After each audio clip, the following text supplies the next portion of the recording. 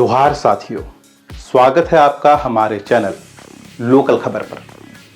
आज हम बात कर रहे हैं जयराम महतो की, जिनके मुख्यमंत्री हेमंत सोरेन के मंच पर मौजूदगी ने सबको चौंका दिया है। क्या ये झारखंड की राजनीति में किसी नई दिशा का संकेत है? क्या जयराम महतो आने वाले समय में सत्ता का हिस्सा बन सकते हैं? आज हम इसी पर चर्चा करेंगे। झारखंड की राजनीति में जयराम महतो का नाम पिछले कुछ समय में तेजी से चर्चा में आया है। डुमरी विधानसभा से पहली बार विधायक बने जयराम महतो ने बिना किसी बड़े गठबंधन के अपनी राजनीतिक यात्रा की शुरुआत की। उनका यह चुनावी सफर झारखंड की राजनीति के लिए एक नई दिशा का प्रतीक बनकर उभरा। जयराम महतो ने अपनी विधानसभा सीट पर पहली बार जीत दर्ज की और इस तरह से एक युवा नेता के तौर पर खुद को साबित भी किया। इस दौरान उनकी एक खास बात सामने आई। जयराम ने बड़े गठबंधन का हिस्सा बनने के बजाय खुद के दम पर अपनी राजनीति को आगे बढ़ाया। उनके इस साहसिक कदम ने उन्हें झारखंड की राजनीति में एक मजबूत और स्वतंत्र आवाज के रूप में स्थापित किया है। अब सवाल यह उठता है कि जयराम महतो का मुख्यमंत्री हेमंत सोरेन के मंच पर आना क्या महज एक सामान्य उपस्थिति थी या फिर इसके पीछे कुछ बड़ा राजनीतिक इरादा छिपा हुआ है।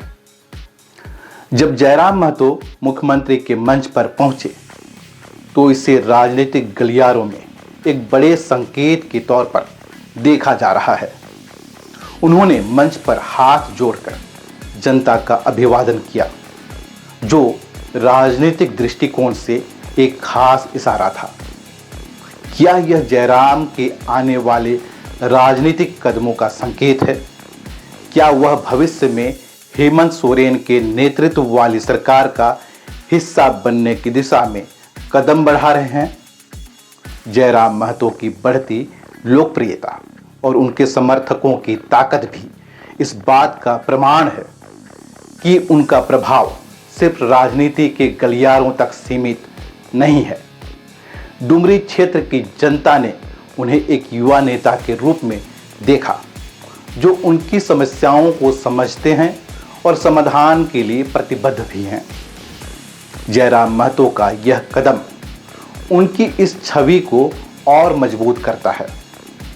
उन्होंने अपने मजबूत प्रतिद्वंद्वियों को हराकर विधानसभा में कदम रखा और इस जीत ने उन्हें एक नई पहचान दी। जनता के बीच उनकी यह बढ़ती पकड़ यह संकेत देती है आने वाले दिनों में उनकी भूमिका झारखंड की राजनीति में और भी महत्वपूर्ण हो सकती है। अब सवाल यह है कि क्या जयराम महतो की मुख्यमंत्री हेमंत सोरेन के मंच पर उपस्थिति झारखंड की राजनीति में किसी नई दिशा का संकेत है?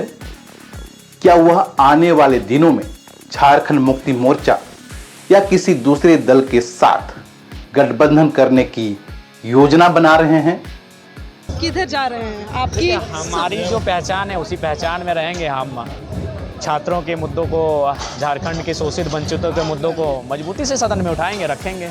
आपको जो है खुलेआम जो सुप्रियो भट्टाचार्य जी है वो कहे प्रेस कॉन्फ्रेंस में कि जयराम जी जो नौजवान विधायक बने हैं वो चाहे तो हमारे साथ साथ चल नहीं ना, ठीक है, आप अच्छा काम कीजिए, हम सोचेंगे। आप पहले हम 6 महीना देखेंगे, वाच करेंगे सदन के बैठकर, हम वाच करेंगे झारखंड को भ्रमण करके। आप अच्छा काम कीजिए ना भाई। कोई अच्छा काम करेगा तो उसके दूसरे दुश्मन भी दोस्त बन जाते हैं। आप अपने काम तो कीजिए। आप तो सरकार बन के आए हैं, लेकिन पिछली सरकार की आपकी क्या उपलब्धि है सबको मालूम है। 6 लाख बच्चे अभी भी परेशान है सीजीएल के मामले में। तो आप काम कीजिए ना। अगर आप अच्छा काम करेंगे तो जयराम महतो क्या, बीजेपी के लोग भी आपके साथ। जयराम महतो की यह बढ़ती नजदीकी उनके राजनीतिक भविष्य के लिए महत्वपूर्ण हो सकती है। क्या यह गठबंधन का संकेत है या फिर यह जयराम के अगले राजनीतिक कदम की दिशा को स्पष्ट करता है? यह देखना होगा कि आने वाले दिनों में उनकी राजनीति किस प्रकार का मूड आता है।